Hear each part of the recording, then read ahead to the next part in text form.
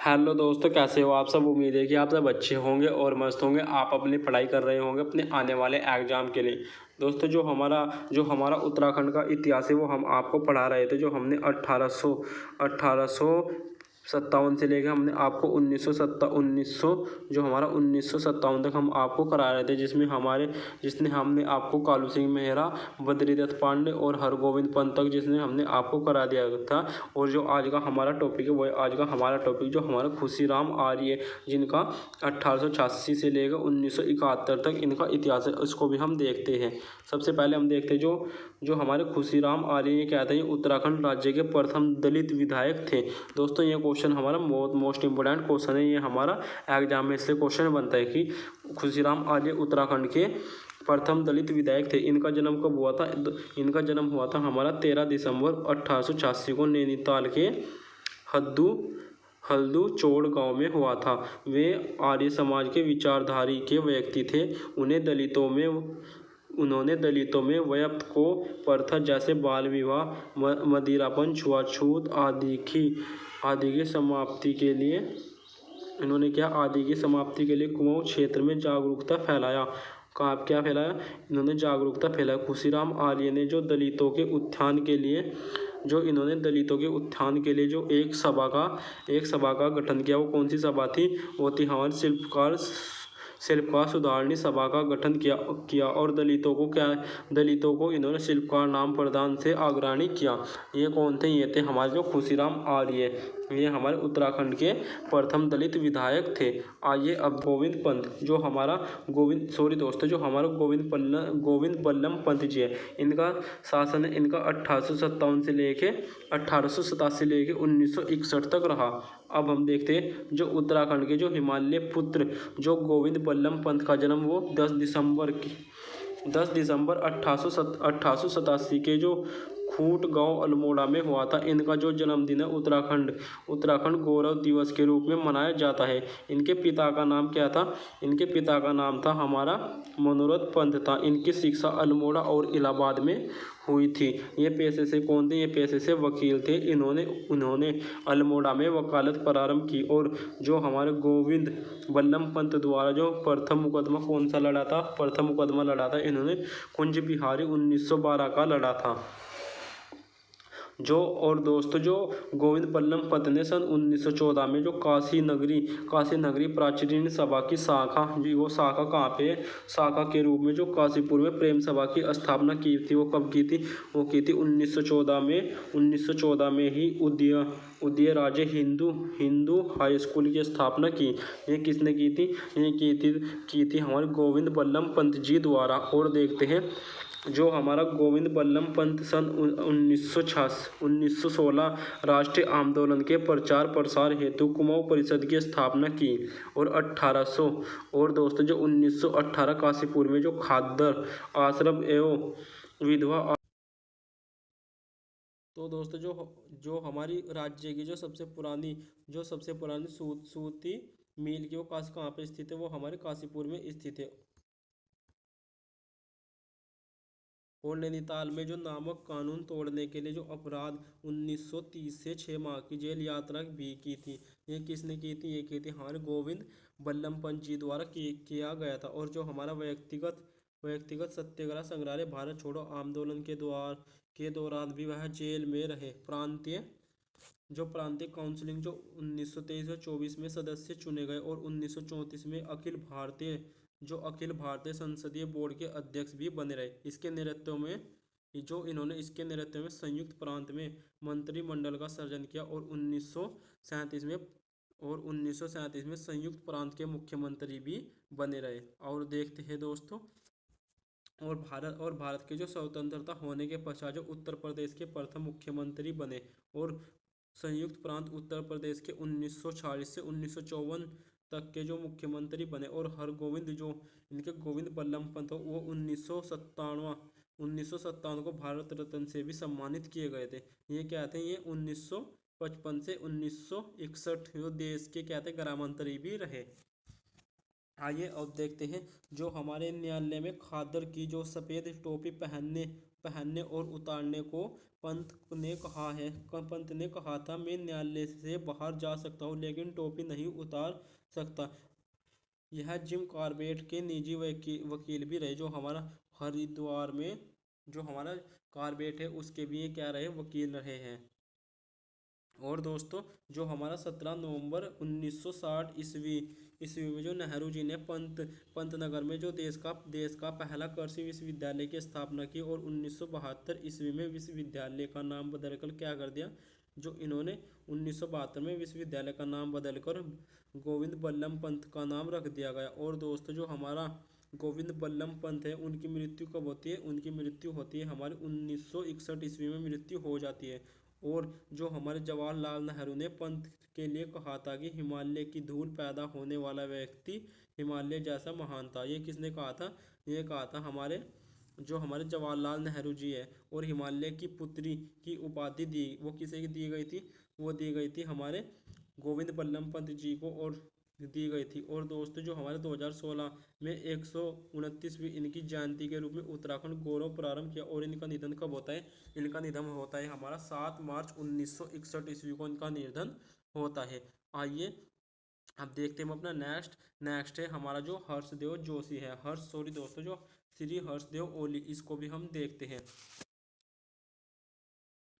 जो हमारे श्री हर्षदेव ओली है, इन्होंने चंपावत में खेती खान में जन्म लिए। हर्षदेव ओली को इन्हें क्या, जो हमारा हर्षदेव ओली है, इनको हम काले कुमाऊं का शेर भी कहा जाता है। क्या कहा जाता है, इसे काले कुमाऊं का शेर भी कहा जाता है। इन्होंने अंग्रेजी शासन के विरुद्ध जो स्वदेशी प्रचार विदेशी बहिष्कार आंदोलन को जो काली कुमाऊं में प्रचारित किया था, ये किसने किया था, ये किया था हमारे जो हर्षदेव ओली हैं। आइए देखते हैं जो 4 मार्च 1890 में गोसानी गांव में हुआ था तथा इनका निधन कब होता है, इनका निधन 1940 में हुआ था। सर्वप्रथम जो मायावती आश्रम से जुड़कर इन्होंने क्या किया था, जो हमारा सर्वप्रथम मायावती आश्रम है उससे जुड़कर भारत हेतु कार्य के इन्होंने अल्मोड़ा में से शिक्षा प्राप्त की। और 1905 में बंग स्वदेशी आंदोलन में भाग लिया था। किसने, हर्षदेव ओली ने। ये एक होता है हमारा हर्षदेव ओली और एक है हमारा हर्षदेव जोशी, इन्होंने क्या किया, दोनों ने भाग लिया। दोस्तों जो हमारा श्री हर्षदेव ओली है, ओली के जो राजनीतिक गुरुओं कौन थे, इनके जो राजनीतिक गुरु थे वो थे हमारे राजनीतिक गुरु मोतीलाल नेहरू। ओली की जो मुलाकात होती है वो कब होती है, वो होती है मोतीलाल नेहरू ने लखनऊ अधिवेशन के दौरान सन 1960 में हुआ। और ओली जो इंडिपेंडेंट खबर के जो उप संपादक भी रहे, क्या है के संपादक ये रहे थे, जो हमारे ओली के इंडिपेंडेंट अखबार के संपादक बने रहे। और दोस्तों जो 9 अगस्त 1930 को देवीधुरा में मेला जो प्रभावशाली था वो कहाँ पे लगता है, उसको भी हम आपको बताएंगे। जो ऐतिहासिक भाषण दिए इन्होंने, जो देवीधुरा मेले में प्रभावशाली ऐतिहासिक भाषण दिए, जिससे कुमाऊं की जनता आबादी के आज़ादी कुमाऊं की जनता आज़ादी के प्रति एक उमंग हुई। और उत्तराखंड का मुसोलिनी भी इसे कहा जाता है। किसे कहा जाता है, ये हर्षदेव ओली को क्या कहा जाता है, हर्षदेव ओली को हमारा उत्तराखंड का मुसोली भी कहा जाता है। अब देखते हैं दोस्तों हम अपना नेक्स्ट है हमारा वीरचंद्र सिंह गढ़वाली, इसके बारे में भी हम पढ़ते हैं।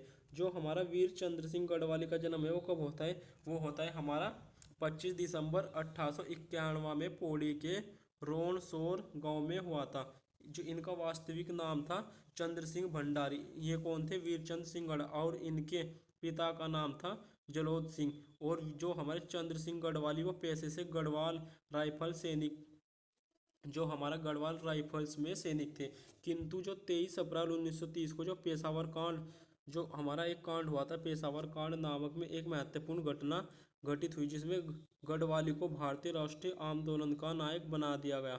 और इस दिन पश्चिमोत्तर के जो पेशावर में सीमांत गांधी के नेतृत्व में आज़ादी के संघर्ष हेतु प्रदर्शन एवं जो हमारा प्रदर्शन एवं सत्याग्रह हेतु पाटन शाही बाग में एकत्रित हो गए। और दोस्तों जो हमारा अंग्रेजी सेना पाटनों प्रदर्शन एवं सत्याग्रह करने से रोकने के लिए तैयार है। और दोस्तों देखते हैं इस प्रदर्शन को रोकने हेतु गढ़वाल राइफल 2/18 बटालियन नियुक्त किया गया। ये क्या गया था, 2/18 बटालियन नियुक्त किया गया, जिसका नेतृत्व चंद्र सिंह गढ़वाली कर रहे थे। इस कौन कर रहे थे इसका नेतृत्व? चंद्र सिंह गढ़वाली।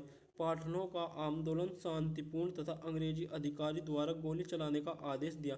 ये किसने दिया था? ये दिया था हम जो अंग्रेजी अधिकारी द्वारा। गढ़वाल राइफल के जवानों ने चंद्र सिंह गढ़वाली के नेतृत्व में हाथों में गोली चलाने जो इन्होंने नेतृत्व में हाथों में गोली चलाने से कहते थे, इन्होंने क्या कर दिया? इन्होंने इनकार कर दिया। और दोस्तों इनकार करने के लिए इन्होंने एक फेमस फेमस कविता या डायलॉग भी बोला, हम हिंदुस्तानियों की रक्षा के लिए फौज में भर्ती हुए, अपने भाइयों पर हम गोली चलाने के लिए नहीं है। तो दोस्तों इस परिणाम को देखते हुए जो जवानों को कोर्ट मार्शल किया गया, क्या किया गया? जवानों का जो कोर्ट मार्शल किया गया, और जो हमारे गढ़वाली और उनके साथियों को कैद की सजा हो, उम्र कैद की सजा हुई। पेशावर कांड के जो हमारे पेशावर कांड के आंदोलन के जो सिपाहियों का मुकदमा जो बैरिस्टर मुकुंदलाल द्वारा लड़ा गया, वो किसने लड़ा था? वो लड़ा था हमारा बैरिस्टर मुकुंदलाल द्वारा लड़ा गया। तो ये था जो हमारा बैरिस्टर मुकुंदलाल और जो हमारा वी चंद्र सिंह गढ़वाली है, उनका इतिहास। आइए अब देखते हैं हम अपना नेक्स्ट है हमारा ज्योतिराम कांडपाल। इसको भी हम देखते हैं।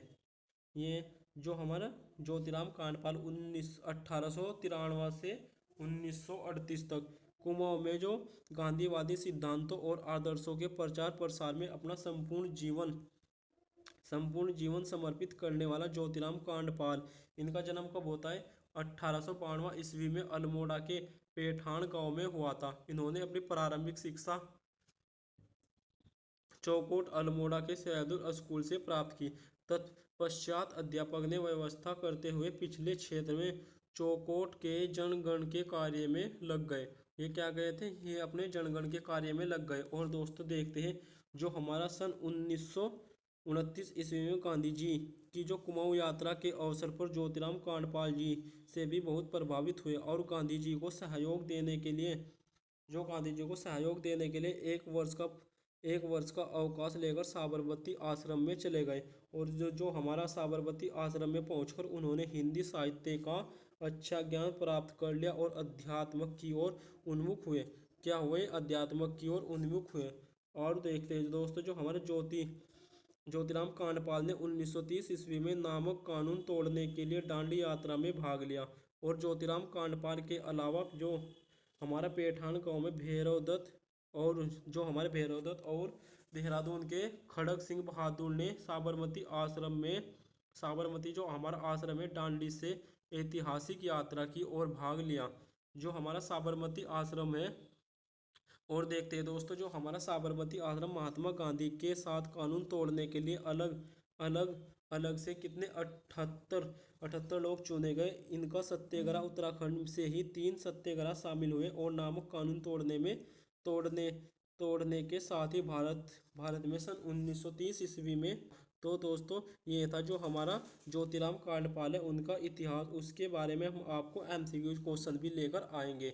आइए तो दोस्तों ये था आज का हमारा टॉपिक जो हमारा ज्योतिराम कांडपाल तक है। दोस्तों जल्द ही हम आपके लिए नेक्स्ट पार्ट लेकर भी आएंगे। तो दोस्तों अगर आपको ये वीडियो अच्छा लगा है तो वीडियो को लाइक शेयर और सब्सक्राइब कर देना। धन्यवाद दोस्तों।